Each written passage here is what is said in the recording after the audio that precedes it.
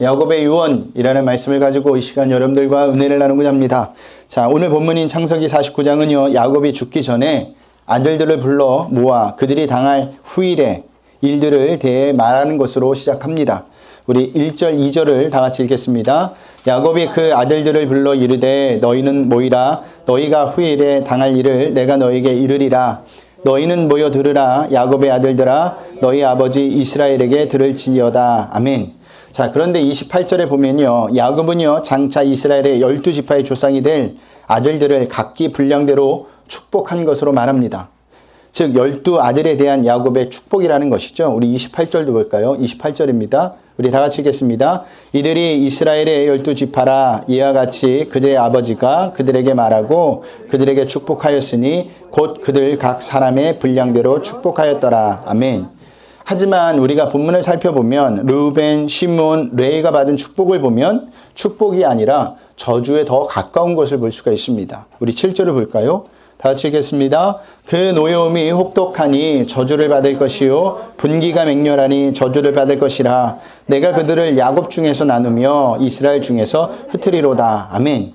자, 그렇다면 야곱은 12아들 중에 3아들은 저주를 선포하고 나머지 아들들은 축복을 선포한 것이 됩니다.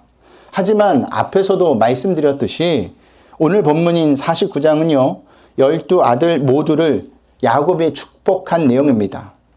그러면 이처럼 앞뒤가 일치하지 않고 서로 모순적인 것 같은 이 내용을 우리는 성경을 보면서 어떻게 받아들여야 할까요? 이것을 오늘 우리가 살펴보려고 합니다. 자, 먼저 르우벤을 보겠습니다. 우리 3절, 4절을 읽겠습니다. 다 같이 읽겠습니다. 르우벤아, 너는 장자요, 내 능력이요, 내 기력의 시작이라. 위풍이 월등하고 권능이 탁월하다마는 물에 끓음 갖다 쓴즉 너는 탁월하지 못하리니 내가 아버지의 침상에 올라 더럽혔음이로다. 그가 내 침상에 올랐었도다. 아멘. 자, 르우벤은 야곱의 장자였고 능력이었습니다. 또한 르우벤은요 장자로서 탁월한 품위와 인격을 소유하고 있었죠.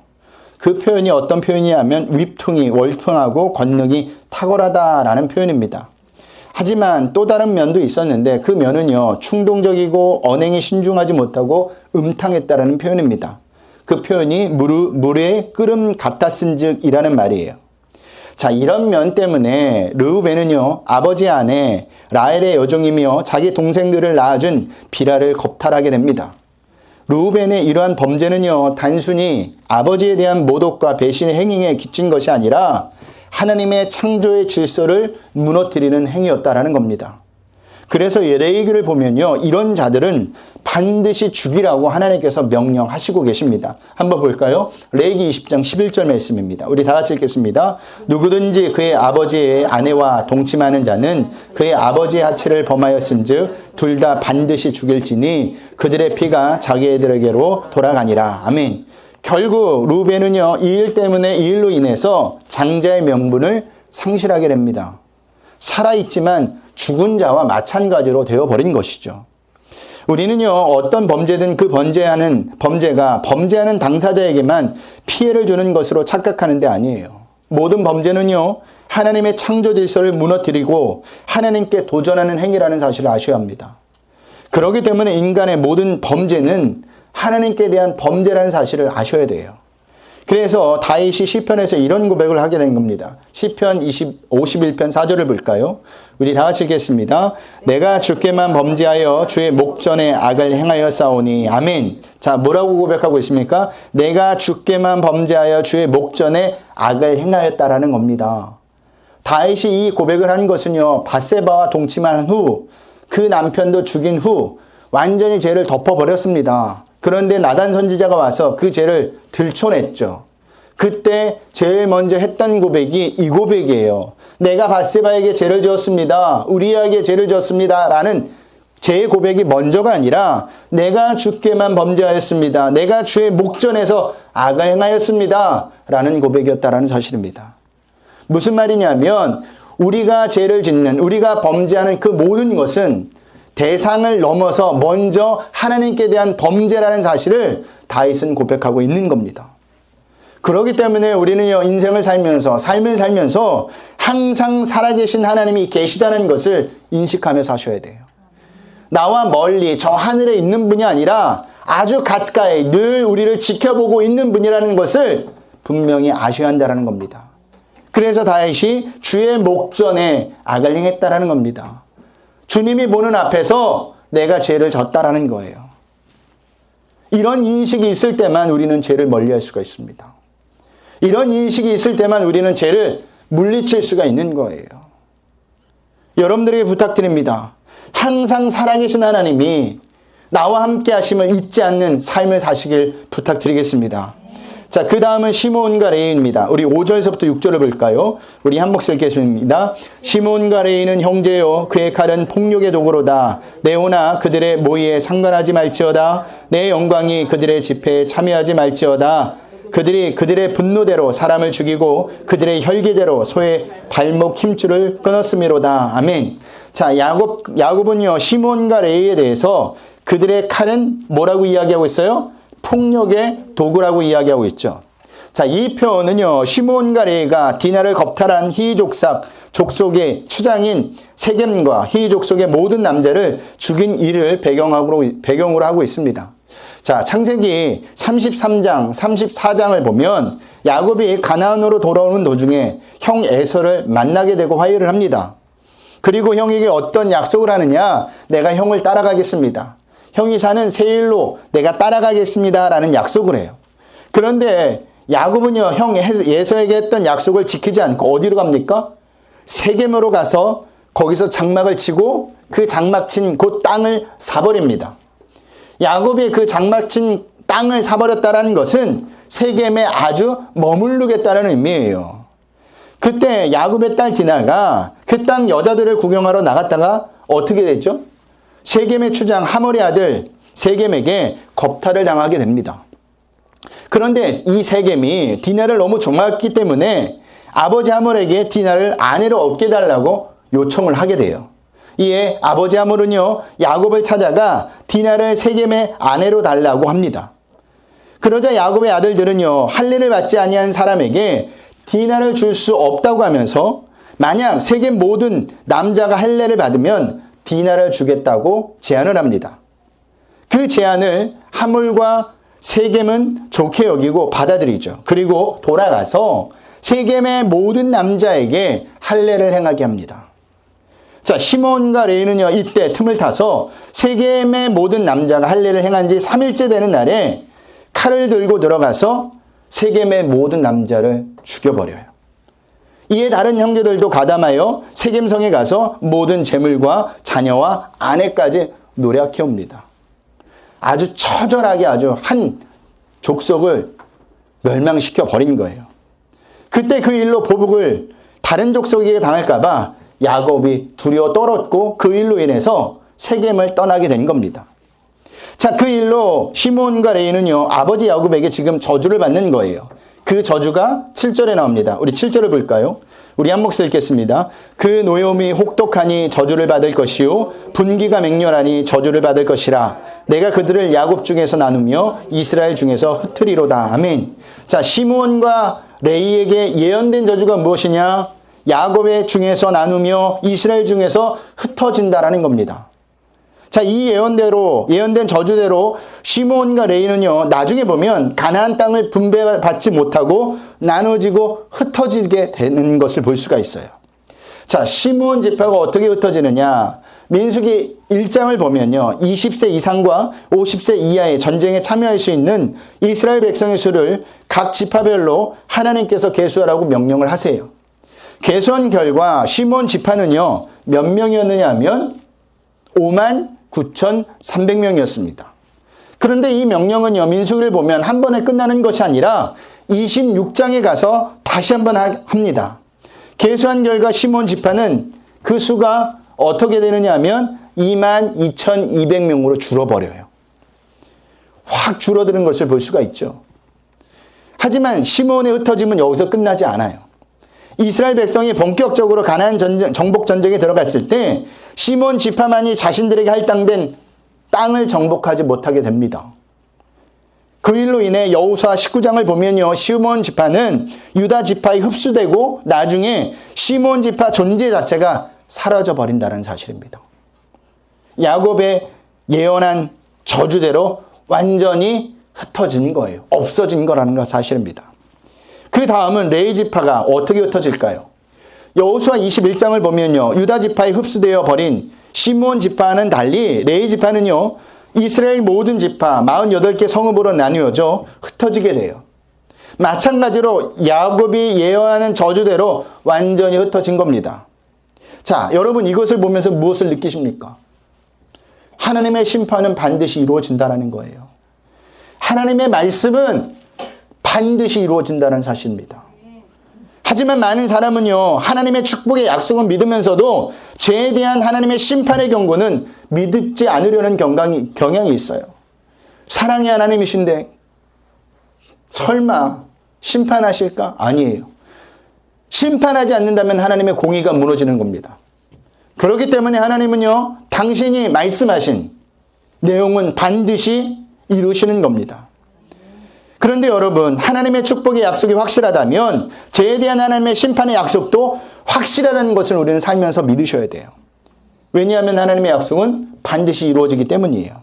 그래서 시므온 지파와 레위 지파가 흩어진 겁니다. 그런데 우리가 여기서 좀 더 깊게 살펴볼 내용이 있습니다. 그것은요, 레위 지파의 흩어짐은요, 시므온 지파의 흩어짐과는 달랐다라는 사실이에요. 오히려 레위 지파의 흩어짐은요, 저주보다는 축복으로 보입니다. 왜 그렇게 보이느냐? 비록 그들이 흩어져 사는 운명에 처한 그들이었지만 그것으로 인해 레위 지파는요, 하나님의 일을 하는 제사장 역할을 하는 복을 얻었기 때문입니다. 완전히 소멸된 것이 아니라 각 지파에 들어가서 이스라엘 백성들의 신앙생활을 지도하는 자들이 되었다라는 거예요. 특별히 하나님께 더 선택을 받아 하나님께서 책임져 주는 지파가 되었다라는 사실입니다. 그렇다면 우리는 여기서 이런 질문을 할 수 있어야 돼요. 야곱에게 똑같은 저주의 예언을 받은 레위 지파는 왜 저주가 축복으로 바뀐 것일까? 그것은요, 레위 지파 사람들이 이스라엘 백성이 우상을 숭배했을 때 하나님의 편에 서서 우상 숭배자들을 척결한 데 대한 하나님의 축복의 결과였다라는 거예요. 출애굽기 32장을 보면요, 이스라엘 백성이 금송아지를 만들어 섬기는 장면이 나와요. 모세가 산에서 내려오지 않으니까 아론에게 이런 부탁을 합니다. 우리 창세기 32장 1절을 볼까요? 우리 다 같이 읽겠습니다. 백성이 모세가 산에서 내려옴이 더딤을 보고 모여 백성이 아론에게 이르되 일어나라, 우리를 위하여 우리를 인도할 신을 만들라. 이 모세 곧 우리를 애굽 땅에서 인도하여 낸 사람은 어찌 되었는지 알지 못함이니라. 아멘. 자, 우리를 위하여 우리를 인도하는 신을 만들라. 그래서 아론이 어떻게 합니까? 백성에게 금고리를 가져오라고 해서 그것으로 뭘 만들어요? 금송아지를 만드는 겁니다. 그때 하나님이 모세에게 백성들이 산 아래에서 금송아지를 만들고 그것에서 제물을 드리고 있다는 것을 알려주십니다. 그리고 하시는 말씀이 내가 이스라엘 백성들을 모두 멸하시겠다라는 거예요. 죽이겠다는 겁니다. 이에 모세는요, 하나님께 간청하여 뜻을 돌이켜달라고 하고 하나님은 모세의 간청에 못 이겨 이스라엘 백성을 모두 죽이시겠다는 계획을 철회하십니다. 그리고 모세는요, 산에서 내려와 이스라엘 백성이 있는 곳에 도착했는데 내려보니까 과간도 아니에요. 하나님의 말씀하신 대로 이스라엘 백성은요, 금송아지 앞에서 춤추고 난리가 났습니다. 그 모습을 본 모세는 어떻게 하죠? 어떻게 해요? 하나님께 받은 두 돌판을 아예 던져버리죠. 그리고 모세는 이렇게 이야기합니다. 우리 32장 26절입니다. 출애굽기 32장 26절 다 같이 읽겠습니다. 이에 모세가 집 문에 서서 이르되 누구든지 여호와의 편에 있는 자는 내게로 나오라. 레위 자손이 다 모여 그에게로 가는지라. 아멘. 여호와 편에 있는 자는 내게로 오라. 그때 누가 왔다고요? 레위 자손이 다 모이게 되었다라는 겁니다. 이에 모세가 레위 자손에게 어떤 명령을 하느냐? 형제를, 친구를, 이웃을 죽이라고 명령을 해요. 우리 32장 27절을 보겠습니다. 우리 다 같이 읽겠습니다. 모세가 그들에게 이르되 이스라엘의 하나님 여호와께서 이렇게 말씀하시기를 너희는 각각 허리에 칼을 차고 진 이문에서 저문까지 왕래하며 각 사람이 그 형제를, 각 사람이 자기의 친구를, 각 사람이 자기 이웃을 죽이라 하셨느니라. 아멘. 이게 말이 된다고 생각하십니까? 생각해 보세요. 조금 전까지만 해도 같이 생활했던 사람들입니다. 형제예요. 친구예요. 이웃입니다. 그 사람들을 죽이라니요. 여러분 같으면 죽이시겠습니까? 대부분 못할 겁니다. 하지만 레위 자손은요, 모세의 명령을 따라 형제를, 친구를 죽입니다. 그런데 여러분, 한두를 죽인 게 아니에요. 그 수가 몇 명이 되는지 아십니까? 무려 3,000명이나 됩니다. 보통 결단이 아니고서는 절대 할 수 없는 일들을 레위 자손들이 한 거예요. 그런데 그 일을 마친 후에 모세는요, 레위 지파 사람들에게, 자손들에게 이렇게 선포를 해요. 32장 29절입니다. 우리 다 같이 읽겠습니다. 모세가 이르되 각 사람이 자기 아들과 자기의 형제를 쳤으니 오늘 여호와께서 헌신하게 되었느니라. 그가 오늘 너희에게 복을 내리시리라. 아멘. 그 일로 레위 지파의 저주가 축복으로 바뀐 겁니다. 모세가 이야기했을 때 시므온 지파도 함께 동참했다면 아마 바뀌었을 거예요. 그렇다면 자신의 형제를, 친구를, 이웃을 죽일 일 때문에 왜 저주가 축복으로 바뀐 것일까? 그 이유는 레위 지파 사람들이 한 일은요, 자신을 죽인 일과 마찬가지였기 때문입니다. 내가 죽은 거예요. 그리고 하나님과 함께 살기로 결단한 겁니다. 그러니 하나님이 레위 지파 사람들을 책임져 주셨던 겁니다. 여러분, 하나님 편에 설 때 저주가 축복으로 바뀌어요. 하나님 편에 설 때 하나님이 우리의 인생을 책임져 주십니다.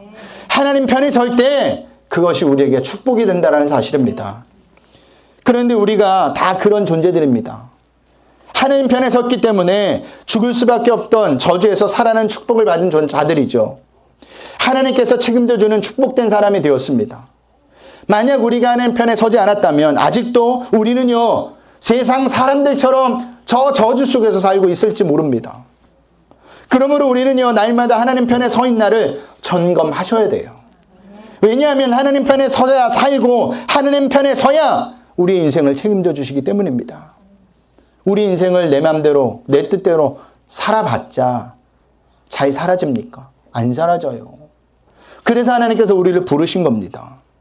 그리고 이것은 기도할 때도 마찬가지예요. 무슨 말이냐면 기도는요, 하나님을 우리 편으로 만드는 것이 아니라 우리가 하나님 편이 되도록 우리를 중이는 행위라는 사실입니다.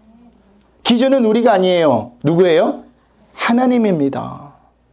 그렇게 기도하는 이유가 무엇일까? 우리는요, 실수와 실패를 할 때가 많지만 하나님은 실수와 실패를 하지 않으시는 분이시기 때문이에요.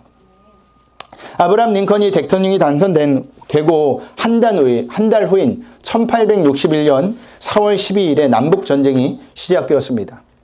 자, 북부는요, 남부에 비해 인구가 3배나 많았지만 유능한 지휘관의 부족과 병사들의 훈련이나 전투 경험 부족으로 초기에는 계속 전투에서 패했다라는 겁니다. 그러던 중 북부군이 고대하던 승리를 1862년 9월 17일 메릴랜드 주의 엔티담 전투에서 처음으로 했습니다. 무려 1년하고도 4개월 뒤에 한 거예요. 1년 4개월 동안 전쟁이 시작되자마자 계속 졌던 거예요.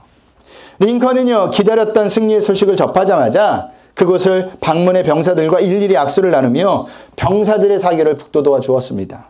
그때 그 옆에 있던 한 참모가 링컨에게 이렇게 말을 했다고 합니다. 대통령 각하, 이제부터 아무 염려하지 마십시오. 하나님은 우리 북군의 편이십니다. 그 말을 들은 링컨은요, 이렇게 대답했다고 합니다. 오직 나의 염려는 내가 하나님 편에 서 있는가 하는 것입니다. 우리가 하나님 편에 서 있기만 하면 언제나 하나님은 우리 편이 되어 주실 겁니다. 하나님께서는요, 성경의 다윗을 통해서 내게 그 사실을 깨우쳐 주셨습니다. 라고 말을 했다라는 거예요. 여러분, 하나님이 우리 편이 되는 게 아니에요. 내가 하나님 편이 되는 겁니다. 하나님이 내 편에 서는 게 아니라 내가 하나님 편에 서야 된다는 겁니다. 똑같은 말 같지만 이것은 엄연히 다른 말입니다. 기준이 누구냐? 하나님이시라는 거예요. 그런 의미에서 우리도 마찬가지예요. 기도할 때, 신앙생활할 때 우리가 하나님 편에 서는 것이 중요해요. 내 일을 하는데 하나님을 끌어다 놓는 게 중요한 것이 아니라 하나님의 뜻이 어디 있는지, 하나님의 계획이 어디 있는지, 내가 어떻게 생활을 해야 되는지 아는 것이 중요하다는 사실입니다. 그렇게 하나님 편에 서는 자는 저주가 축복으로 바뀐다는 사실을 분명히 아시길 바랍니다.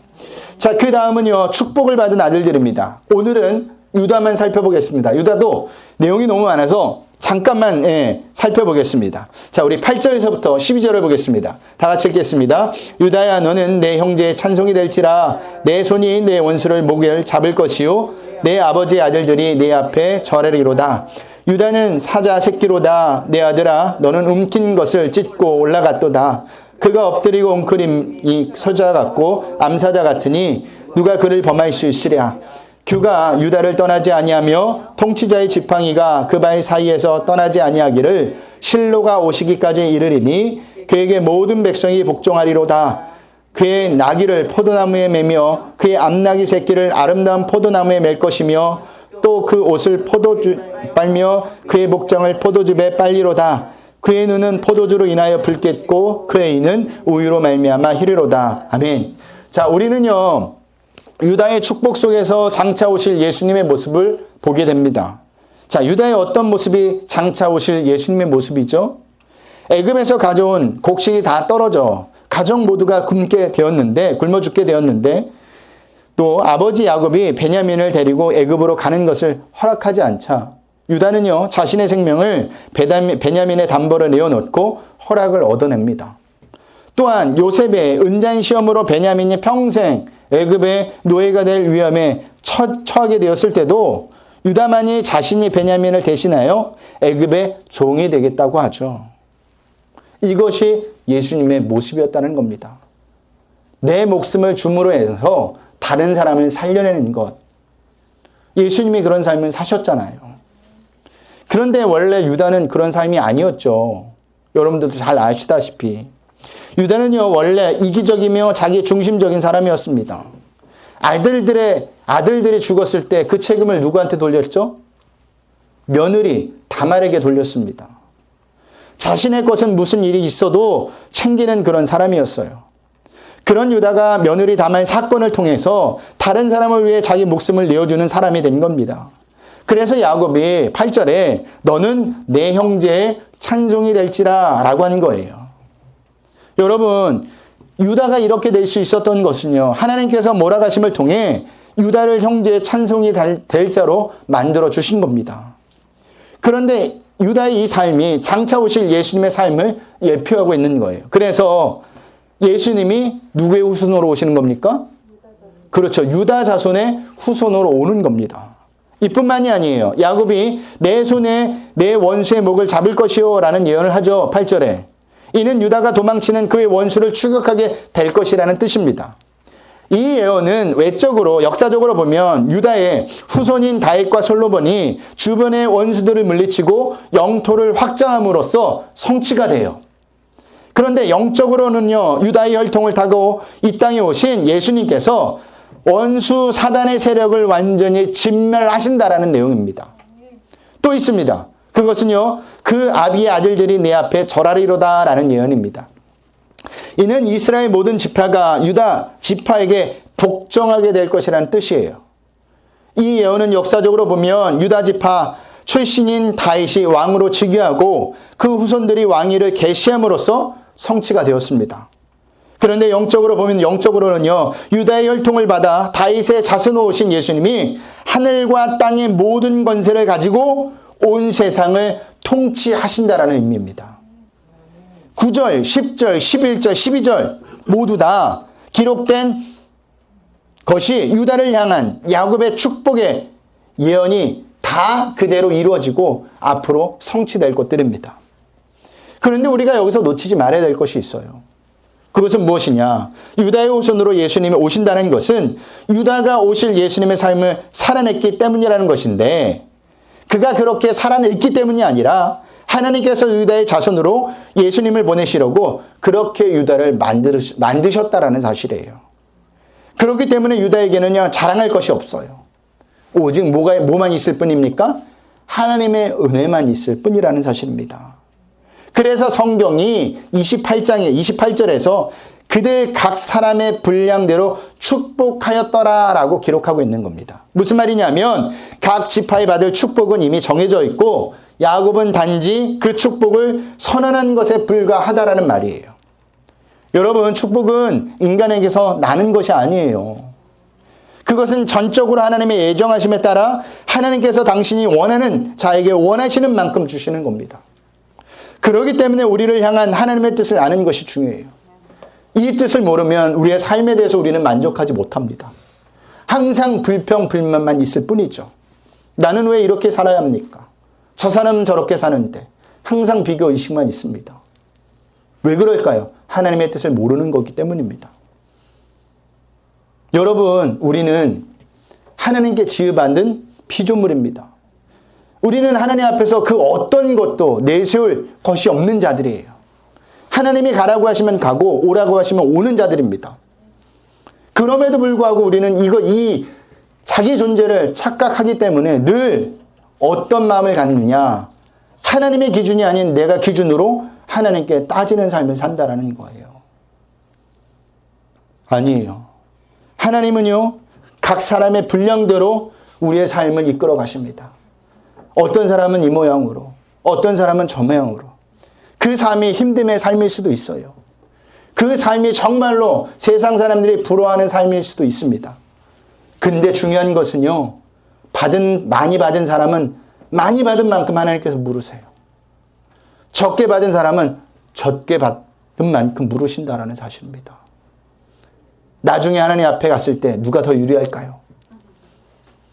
누가 더 유리하세요? 유리할 것 같아요. 적게 받은 사람이죠. 그러니 오히려 적게 받은 사람이 하나님께 더 감사하셔야 돼요. 아멘을 안 하시네. 난 그래도 많이 받고 싶어요, 목사님. 그리고 많이 감당할게요. 천만의 말씀입니다. 많이 가지면 많이 타락합니다. 다 그런 것은 아니지만 거의 다 그래요. 그러니 여러분을 향한 하나님의 축복, 하나님의 뜻이 무엇인지 발견하는 게 중요해요. 그러면 내 삶이 지금 어떤 삶에 놓여 있다 할지라도, 처해 있다 할지라도 불평불만하지 않아요. 오히려 하나님께 감사할 수 있게 된다는 사실입니다.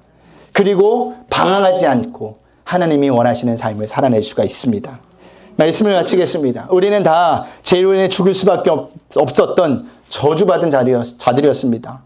하지만 예수님께서 십자가에서 그 저주를 다 받아내심으로 해서 다시 살아나는 축복된 자들이 되었어요. 우리가 잘해서 그렇게 된 것이 아니에요. 하나님의 전적인 은혜라니까요. 그러니 한 주간도 그 은혜를 잊지 마시고 하나님의 뜻이 오늘 삶 가운데 어디 있는지를 발견하시길 부탁드리겠습니다. 한 주간 하나님 뜻이 나에게 하나님이 어떤 삶을 원하시는지 발견할 수 있길 바랍니다. 그럴 때 우리는요, 그 삶을 최선을 다해 살아낼 수가 있는 겁니다. 이것을 꼭 기억하셔서 한 주간도 하나님의 뜻을 더 깊이, 높이, 넓이 알아내요. 하나님의 백성으로 살아갈 수 있는 저와 여러분들이 되시길 주님의 이름으로 부탁드리겠습니다.